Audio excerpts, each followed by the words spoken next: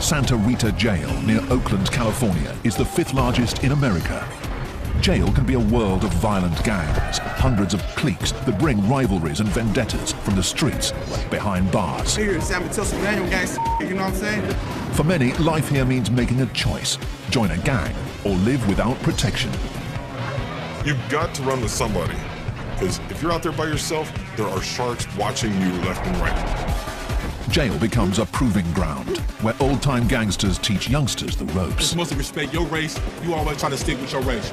Trying to stay a step ahead of these gangsters is the jail's gang unit, working to keep the peace in a world fraught with hidden danger.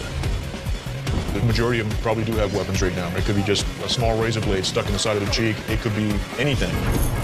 It's a constant battle for control between the deputies and the prison gangs. This morning, in the staff muster room at Santa Rita Jail, deputies are arming themselves with flak jackets and non-lethal weapons, all in preparation for a shakedown. Just hours earlier, a deputy was attacked by an inmate. We're going to be going out to, starting out with Housing 33, we're going to be doing a shakedown in that housing unit. We did have a deputy that was assaulted this morning, as you guys know. We're just going to go back down and reestablish some control and remind these guys this is our house. Are we ready? Yep, we're ready. The assault happened in the early morning hours. During a routine transfer, an inmate saw his opportunity and struck. Jail is a world where violence is a constant threat. In cases like this, the response must be swift, measured, and decisive. And when deputies head out into general population, they have to be prepared. Inmates may resist or fight back. Each situation is different, and the jail must respond with the appropriate force and numbers. In the case of shakedowns, the element of surprise is key. Eastside gentlemen, I need everybody on your feet. Do not go to your drawers. Get up, get dressed. Searches like these are a fixture of life here at Santa Rita Jail. But when a deputy is attacked, everything becomes more intense, and even the slightest show of defiance can get an inmate handcuffed. Turn around, put your hands behind your back. Stop. Let's go. The deputies search every cell and turn over every bunk. Their aim is to find contraband, like weapons, drugs, and alcohol. Already the search is getting results. They uncover dozens of containers of homemade alcohol called Pruno. Throw some sugar in there and apple juice, and then just tighten it up, and it just starts fermenting. It's the catalyst for a lot of fights. People start drinking, and they get that liquid courage, and then a lot of fights break out. We do this on a routine basis. However, if you're going to be that housing unit that today you're going to threaten our staff, well, we move you to the top of the list. And today, they threaten our staff. Based on an assault that took place this morning, we move them to the top of the list. More than 150 inmates will be searched today, yielding gallons of alcohol. But the fight for control here is never ending, driven by one simple fact. This is the 5th largest jail in America.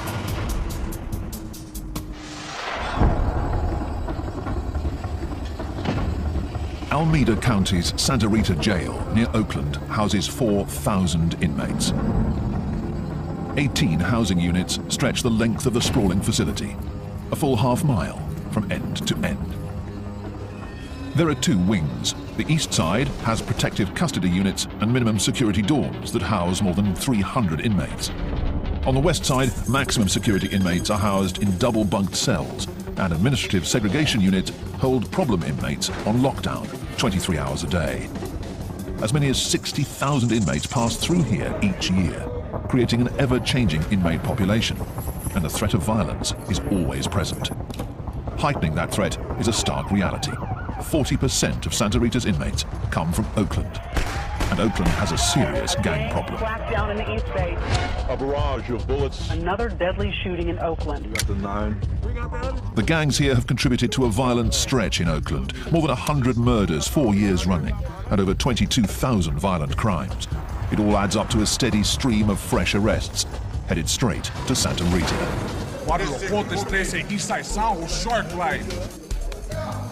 The streets of Oakland set the tone here, and roughly half of the inmates have gang affiliations, and often bring vendettas and rivalries with them from the street.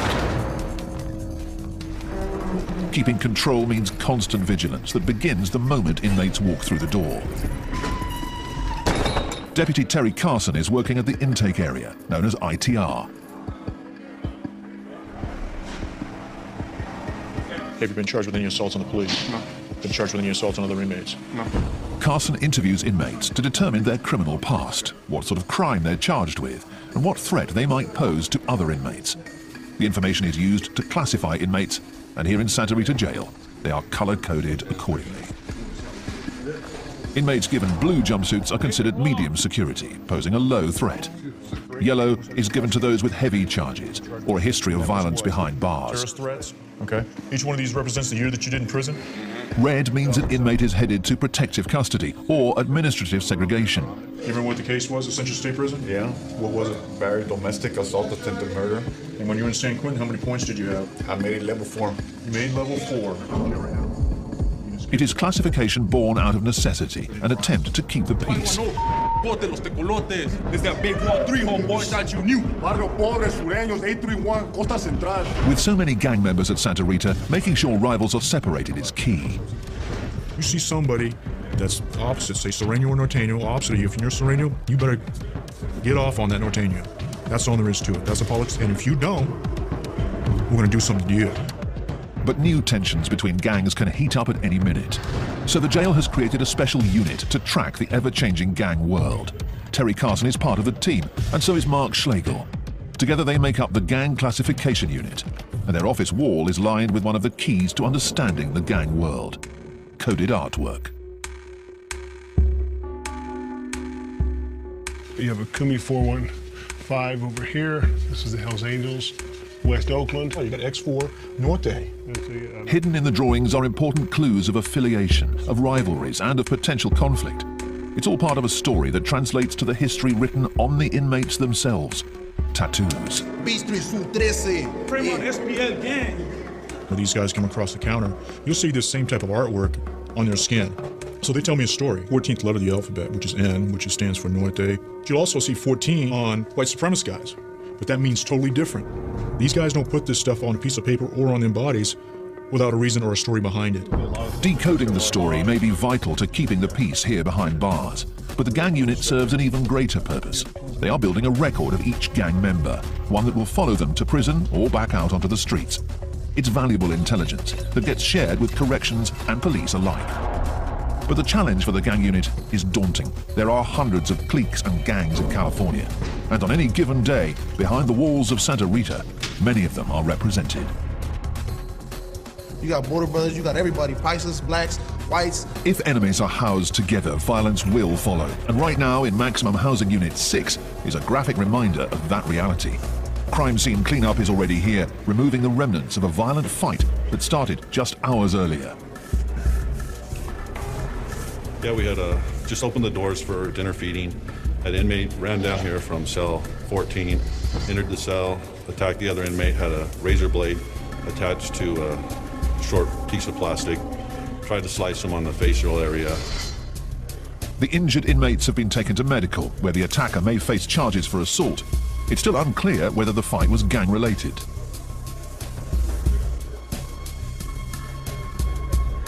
Here's a tier, and here's like the bottom floor.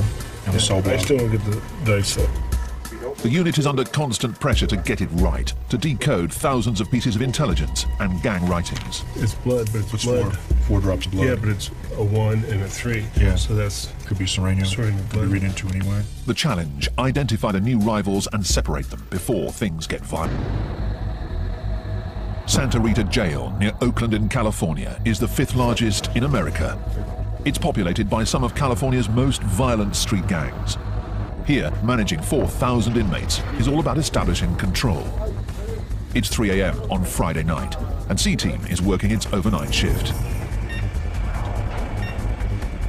Roughly 60 arrests have come in tonight to be printed, tagged, and processed. Let's go. We're going to search right here. Shoes and socks on this side of the blue line. My side of the blue line. Shoes and socks. Late in the shift, Deputy John White and the rest of the team are still on alert in an area where anything can happen. Let's go. Hands out in front of you. This is intake, transfer, and release, known as ITR, and it's where arrestees become inmates. We're real careful at this point. This is our most dangerous portion of ITR. We found anything from narcotics, knives, guns. We found everything in these cells after they leave them. The mood is always tense, but tonight has gone smoothly. But as every deputy knows, the later it gets, the greater the chance for trouble.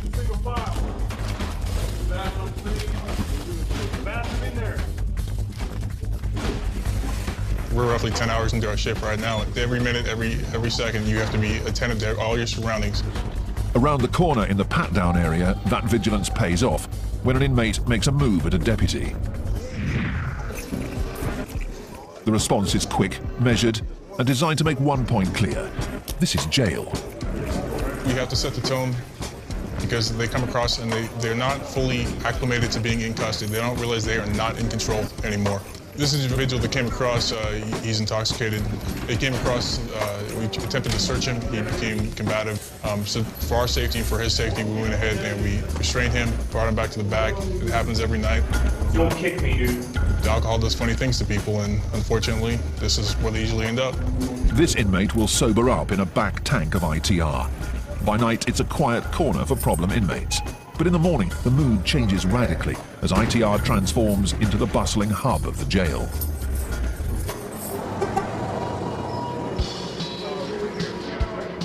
There are more than 30 tanks here, and on average, 400 inmates move through here each day. On busy days, that number goes as high as 600.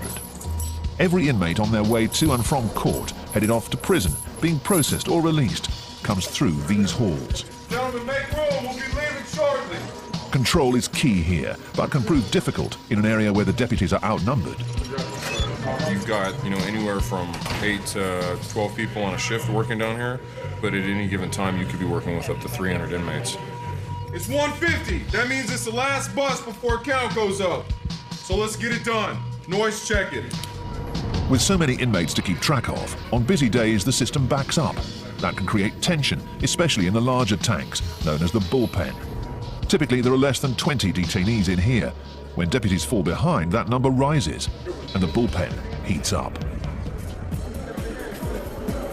On a hot day in the middle of July, you'll open the door and it's literally like a sauna hits you in the face. You can feel the moisture in the air. It's kind of like when you open up your oven at home after you cook something. I mean, the more bodies that are in the tanks, obviously, the hotter it gets in there, the more talking going on, and tempers tend to kind of flare sometimes. It's all concrete, and you just sit in there, it get hot, the vents stop blowing hot air, it's stinking, people fording and complaining, and next thing you know, somebody say something, and there it go, boom. It's like fire to gasoline. That's all it takes, you feel me? Open holding tanks are used at jails across the country. With a mixture of inmates all on edge, the atmosphere is tense and flare-ups are imminent. Away from the deputy's view, fights can break out at any moment and escalate as other inmates within the tanks become involved. Stand by, gentlemen. I'll be right back. The ever-present threat of fights keeps the pressure on the ITR staff. Inmates can't avoid the bullpen, so it's vital that the deputies get them out or back to the cell houses fast. Does everybody know the rules? As the day comes to an end, Deputy Scott Brandon moves more than 60 inmates back to the units. Right shoulder, right wall, single file line. The second rule. Shut up. With the inmates unshackled, there's one basic goal: keep them moving. You want to kind of keep them going in the same direction with a minimal amount of distraction. So if you can get them moving all in the same direction that looks like somewhat of a straight line, then to me you're doing your job and you're getting it done. Because the whole goal is not to get into a fight with everybody you see. It can't run like that. And the long and short of it is these aren't children, these are grown men. So they're gonna act the way they're gonna act. For inmates, leaving ITR marks the end of a long day. But for those returning to cell houses like 34, the stress is just beginning. Talking, get you toss some gators, close the book. Won't you take a closer look? Close casket pressure cook. And I'm the peer pressure that your teacher talking about. Toss go off the tier to teach him not to run his mouth. And I'ma run with it. There are 328 inmates here, the maximum allowed, and just 2 deputies overseeing them all. During free time like this, known as pod time, it's loud, crowded, and governed by a code set by the inmates themselves. Inmates like Chris Card. It's mostly respect your race. You always try to stick with your race, you know what I mean? In this particular pile, we got the black hole where we're sitting at. From this bunk on down, we try to keep it all African Americans. And toward the middle, the other diversities, they break up into different sects, you know what I mean? It's a separation that is stark and visible throughout the cell house, a racially divided world that inmates believe promotes the peace. Yet the racial divide here hides a more deep-seated separation. In this dorm, as with most cell houses here, the gangs are watching. Every table, every staircase, every phone is territory to be marked and held, much of it claimed by the dominant gang, the Norteños, who have their own bylaws and codes, rules followed by former gang members like Lucky. Everybody has a role, okay? It's like a body, you know? Like, everyone has a role in the gang. Everybody does. Because no matter if you're way up here or way down here, you're still contributing something. Say that there's a cell right here, okay? And this door opens 27 times a day. My job is to be in this cell and watch that door. And I jot down every time that door opens. Okay? That's my job. I'm part of something. I am doing something. When you're in a gang, in a Norteño gang setting, it's by law you work out. If you don't, you will be disciplined and you'll be dealt with accordingly. That's the way it is. The gangs and codes here provide a structure, making it both a jail and a recruitment ground. Though inmates claim that segregation keeps the peace, fights do break out. And when this happens, it's each race and each gang for themselves. Me, my understanding, all my we gonna rock. If it go down, we gonna rock. Ain't no hands down, no question about nothing, man. If it kick off, man, we finna get on top of your helmet, man. Straight up, take no prisoners, cause you ain't about to, I'm not finna go home in no bag.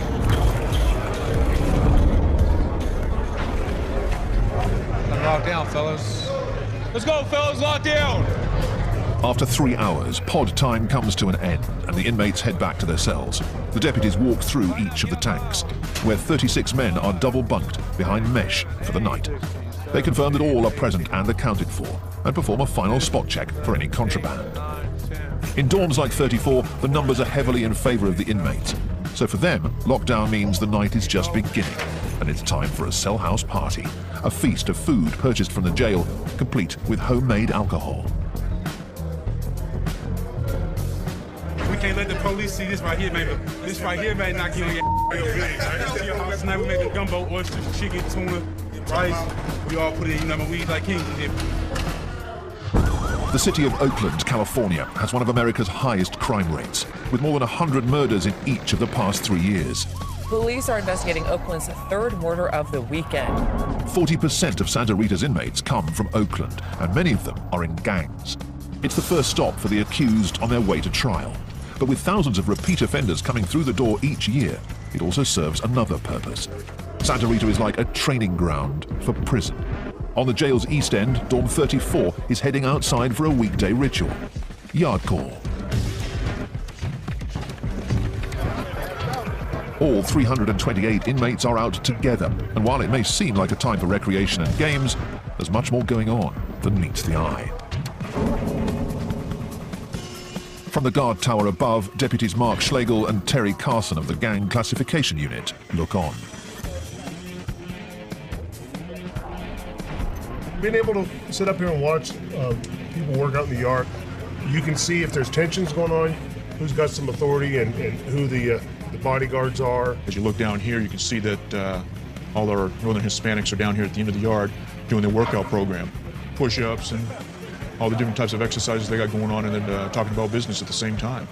And they're positioned in certain places to keep an eye out of what's going on, you know. If you look down there, you see a guy, he's all by himself, standing by them pull-up bars right down there. See how he's standing there with his back to them guys working out? He's standing guard. The yard is all about territory, different gangs carving up their own sections, their own turf. Norteños control the handball courts, black gangs rule the basketball court, and other Latinos on the volleyball court. The yard has a strict set of rules set by group leaders. What you have is you have every faction out there. You have Black, BGF, Blood, Crip. You got the Northerners and the Southerners. You got whites. I don't want to deal with nobody else, no other race. They're not going to get in my way. You're not going to step on my game. You know, that's it. You stay on your side of the grounds. I stay on mine. You cross my ground, it's over. You know, I will kick the yard off. I don't care. The rigid structure can be seen almost everywhere. And in a jail dominated by gangs, going it alone seems a difficult option. You've got to run with somebody, okay? Because sooner or later, you're going to get caught up in a situation where who are you going to turn to? Yourself you know? Because if you're out there by yourself, there are sharks watching you left and right. They're gonna come and try to use you. They're gonna come try something to get over on you. That's how it works. And these guys, I would say a good majority of them probably do have weapons right now. It could be just a small razor blade stuck in the side of their cheek, or it could be, you know, a toothbrush that's sharpened down in their sock. It could be anything. The threat of violence is just one part of life on the yard. For inmates headed for serious time, the yard is also a proving ground, and the lessons learned here are carried forward to prison, where the stakes are even higher. Many of California's most infamous prison yards are dominated by hardened gangs, and their clashes can be deadly.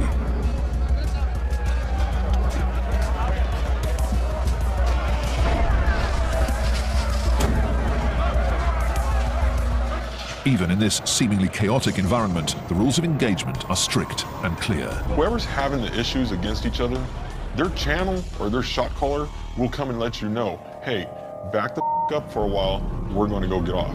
If you want to get involved, let us know. You have to know who's who over or who's helping who out to know when it's going to jump off. But you can pretty much tell. I mean, you'll see it. You'll see the grouping up. You'll see everybody getting in position, and then next you know, it's mayhem. This riot at California's Pelican Bay prison probably started after tensions built between rival gangs. The conflict lasted for more than half an hour as corrections officers tried to regain control. In the end, more than 20 inmates were injured. The threat is always there. You could walk past some guy and look at him just like, you know, the sun be in your eyes, and you look at him with your eyes like, you know, and then he'll run up on you. What the hell are you looking at? Nothing. Oh, I'm not nothing. See, and it could go just a domino effect of, you know, you're just saying the wrong things. The constant threat of violence has created a surprising shift. Gang members behind bars are turning their backs on gangster life. They're called dropouts, and they make up more than half of the inmates in protective custody here at Santa Rita. And Brian Curlis is one of them. Leaving gang life behind is no easy task. Curlis is in on a parole violation and is waiting for his sentence, which could mean a return to prison. He has a coveted job as a pod worker, but his criminal record makes him a 3 strikes candidate, meaning a new charge could get him a life sentence. And as a former gang member, the aggressive mentality runs deep. It's like now I'm a worker here, and I tell people straight up, if you don't like the way I'm doing something, here's where I live. Come and see me at breakfast, you know? I don't have no problem with it. But at the same time, I don't want to get in a fight because I'm a 3 strike candidate, you know? It's like, I don't know. Curlis is walking a fine line. One slip could land him behind bars for 25 years to life. Santa Rita Jail holds criminals from some of Oakland's most dangerous gangs. For gang members, cell houses and yards are a harsh training ground where the inmates are indoctrinated into the gang code. For the deputies, keeping the peace is a never-ending challenge that requires more than just watching over the inmates. It requires constant surveillance and vigilance. And today, in Dorm 32, Deputies Carson and Schlegel of the gang unit are following up on some fresh intelligence. Time for pod time, pod time. Lower tiers, stay off the carpet. Upper tiers, stay off the stairs. Once all the doors are closed, I'll flash the lights. Again, this is pod time. Apparently about a week ago, from the information we're getting, they removed some of the guys that had a lot of say in this pod for the Northern Hispanics. They were taken out. And during that time, you have a void there, so there's always going to be a little power struggle within the group to say who's going to step up and call the shots. In the rigid gang structure behind bars, the shot caller is the one in charge. He runs the dorm, decides who fights who, but he also keeps the peace. Without him, even more fights could break out. So the gang unit is trying to figure out who is stepping up next.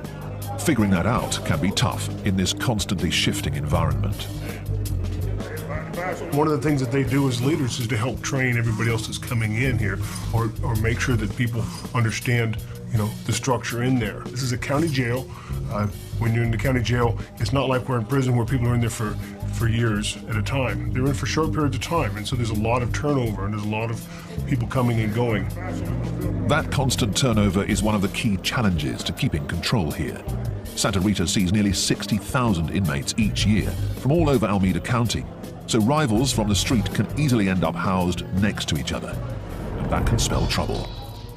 Just as the jail is constantly looking to classify any incoming gang members, the gangs themselves have their own strict classification process. And just like the jail, it begins from the moment an inmate walks into a new cell house. When they come in, they have to check in, and when they check in, they have to give, from the time they started coming into custody of first crime that they ever committed to up until now, they have to list each and every crime that they committed, where they went, where they stayed, what state prison they were in, who this cellie was, and all that stuff. So they have to have that track record there. It's like writing up their resume. These gang resumes are compiled on notes and are the key means of communication between the gang members. The writing on the note is tiny, called micro-writing, and some get moved throughout the facility and checked out for intelligence on new inmates. Information flows from one end of this facility to the other end of the facility on a daily basis. And the reason why it does that, in our central location, the point is, if they want to get information out, they can put it on laundry carts, they can put it on our food carts, they go back to our kitchen area, which our minimum inmates work. And if they want to get information for, say, Housing Unit 7, the worker can come out there and put it onto a food cart or a laundry cart. It's an underground background check, a poll taken of the inmates in the jail to see whether a new arrival checks out and can be trusted. If a new gang member checks out, he assumes his role in the gang structure. If the information doesn't check out, the consequences can be severe. And over in the muster room for the maximum security side of the jail, a unit is gathering for an urgent mission. A deputy has intercepted a note that contains hints that there's a weapon in Housing Unit 7. And there's additional intelligence that an attack is in the works. One of the guys in B-Boy Pod is saying that they have a weapon, one RB constructed into a tomahawk. We're assuming RB is a razor blade. So that's kind of what we're going to be looking for. It could have been passed from B, obviously anywhere in the house. We're going to do A, B, and C pod as a search. In addition to rumors of a weapon in the dorm, the note lists the names of some Norteños housed there. I have a list here, A, B, and C pod of some of the Norteño known and just known affiliates. This dorm is the target for today's raid. Finding the weapon is the mission. It could be tucked in a book, it could be anywhere. It could be a mattress that's sliced open, stuck in the foam, you know, anywhere. So we want to make sure we do a good job, especially with the northern cells. But we'll just go in, you know, do our job, get it done. The team moves out to Housing Unit 7, where the inmates are already on lockdown. When the deputies arrive, the water is shut off to prevent anything from being flushed down the toilets. We're ready. Put on your shirts, step out. An operation like this relies on speed, getting all of the inmates out of their cells before they have a chance to destroy evidence. Pull your shirt down, pull your shirt down, pull your shirt down! Those who buck the system are immediately removed. Once out, the inmates are patted down and then placed in holding areas as the search begins. Every cell is turned over in a search for contraband, homemade alcohol, anything that's not allowed. But the real focus is a potential weapon, and over in C-Pod, one cell is receiving special attention. I found some information on the guy that's housed here, that he's good at making weapons. It's one of his specialties, I guess, that he called it. So this was my hopeful cell. I was hoping that it would be in here. Hopefully they didn't get rid of it. The deputy finds nothing, and throughout the rest of the cell house, the search yields contraband. This is a jail-made tattoo gun. But no weapons. Downstairs, they found more notes and more names. These show people that just arrived, it looks like.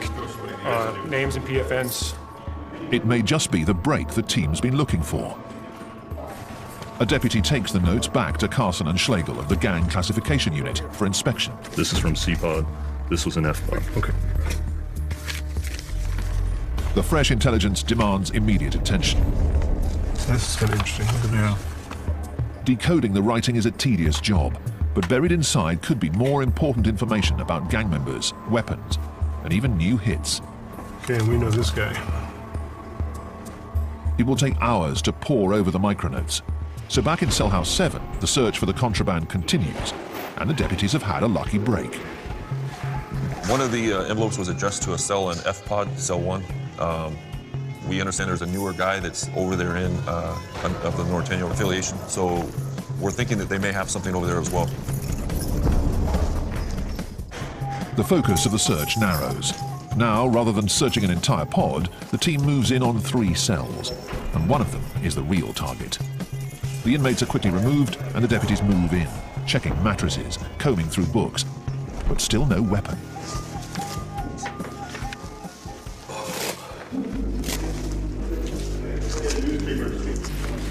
Out in the common space, a deputy spots something wedged under the television.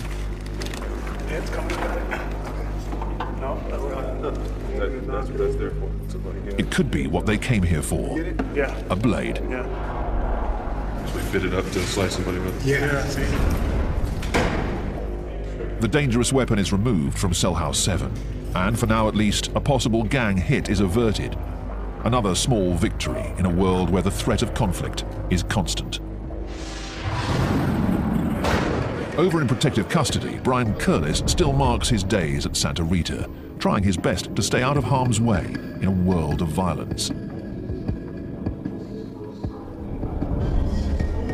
Curlis is on a parole violation, but has turned his back on gang life. It's a decision that makes him a constant target, even here in protective custody. I don't think you're any safer here than you are on the main line. At any time, anything you do, you sit at the wrong table, you use the wrong shower, it could get you hurt. Gang members despise dropouts. They are traitors of the highest order. That makes them targets wherever they go, especially behind bars, where gangs set the unofficial rules. While gang initiation is often violent, getting kicked out is even worse. It's called a removal, a quick but violent act where a gang member slices another in the face with a weapon.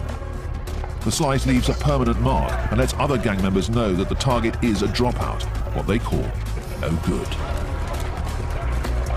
I've seen people get their face sliced open, have their ear knocked off, all the way across. To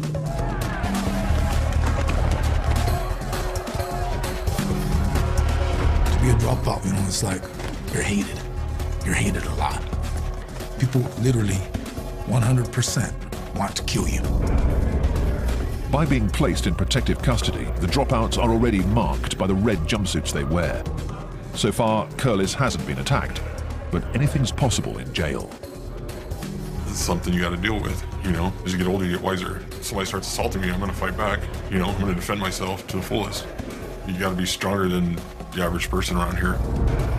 Curlis will soon find out his sentence. Until then, he's constantly on edge, always looking over his shoulder. Santa Rita Jail is a revolving door for some of Oakland, California's most violent gangs. An estimated 30,000 people with gang affiliations come through here each year, and deputies are always on their guard, always looking out for conflict. In intake, transfer and release, the day is just getting underway. A dozen deputies start their daily routine, moving 200 bodies through these halls. Gentlemen, we're gonna move down to the nurse. Remember our discussion. The quicker you guys do it, everybody cooperates, you get through fast. Terry Carson of Gang Classification is on his post at the front end of the system, screening the new intakes, trying to figure out whether they have gang affiliations and where to put them. Remember these street gangs? No. None? Any tattoos? No tattoos. Nothing. Nothing on your back? Nothing. The process of classification here is never-ending. It's a process designed to keep rival gangs separated and violence from breaking out. Despite their best efforts, clashes can happen at any time. Clashes that escalate as staff step in to break them up. Out on the maximum security wing, in Housing Unit 4, a deputy has been caught in the crossfire while breaking up a fight between 3 suspected gang members. The inmates are already on lockdown as an investigation is underway, and the pod is littered with the remnants of a brawl. The deputy on duty is still shaken after having a chair thrown at him. In search of the pod after the fight, all inmates were searched and jail-made weapons were located within the pod. It makes you think when you go running in there to protect these guys, if somebody's gonna stab you and or hurt you also. It could be a trap, you never know. In an isolation cell, the inmate who threw the chair is still being questioned. Threw a chair, threw a couple of chairs actually. To what? Protect yourself? Yeah. The deputies suspect that the fight was between rival gangs vying for power in the cell house. Since a deputy was involved, the punishment is stiff. This inmate may face new charges and more time for assault. Sign me in charge, really? Yes, you are.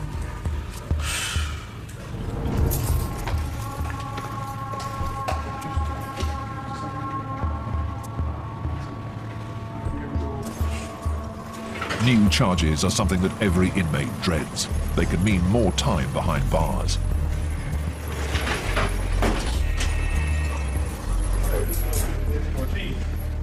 Former skinhead Brian Curlis is trying to steer clear of getting new charges of his own. He's shipping out of Santa Rita, headed back to prison. Leaving jail behind means returning to a world where the convict code runs even deeper.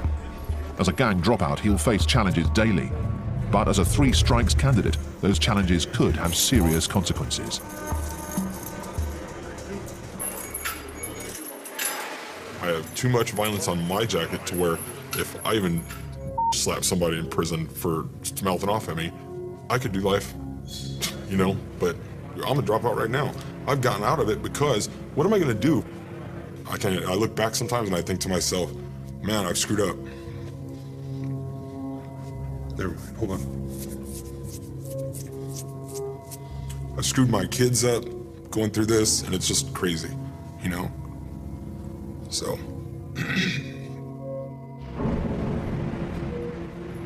Curlis's sentence is 250 days. 250 days to toe the line and steer clear of fights. If he fails, it could mean a life sentence. The prison bus leaves, signaling the end of another day. Back in the cell houses, the evening brings with it a familiar sight. Deputies have formed a squad and are making their way across